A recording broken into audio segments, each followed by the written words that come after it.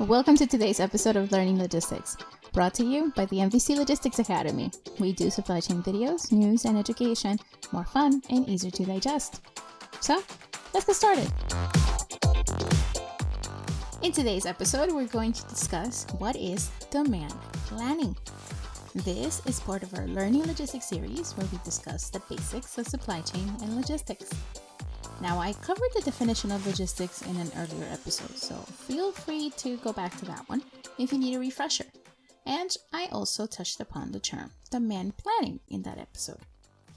That brings us to today. We're going to discuss what is demand planning.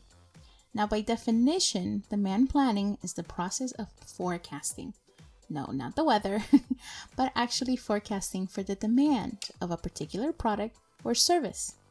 We do this so we can know what to produce and what to deliver to the satisfaction of the customer.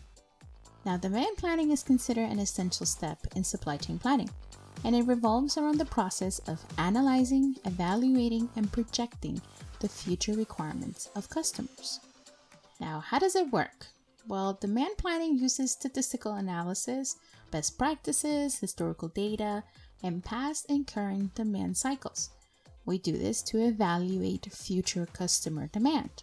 This is because demand planning serves as an input to capacity and supply planning.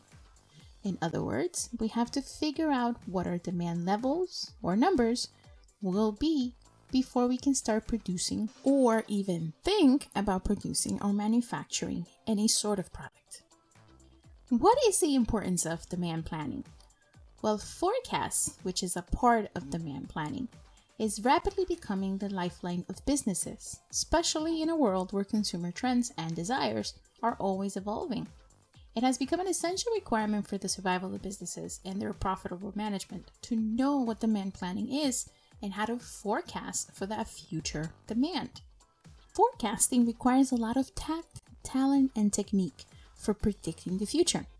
Basically, you have to be very intuitive about consumer needs. I know it might sound a little dramatic, but forecasting and demand planning really is sort of an art form, as much as it is science.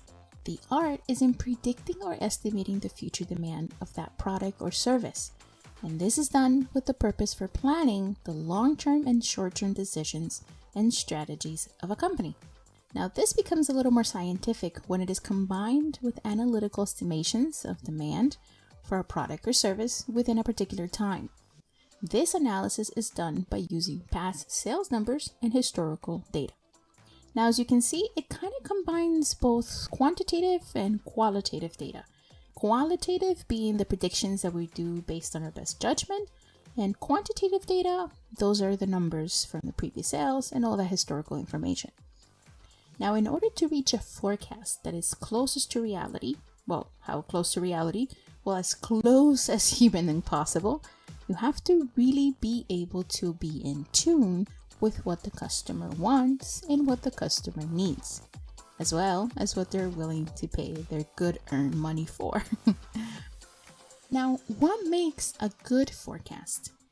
A good forecast is done by performing an objective assessment of the business.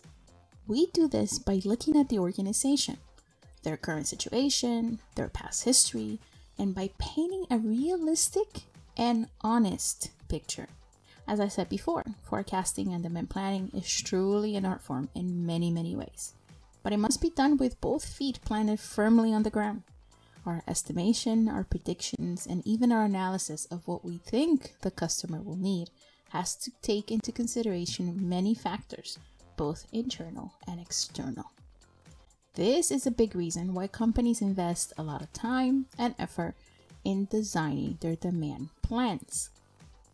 This is mainly centered around answering a few questions, such as why forecast, what to forecast, where to do it, when to forecast, and how to actually do it.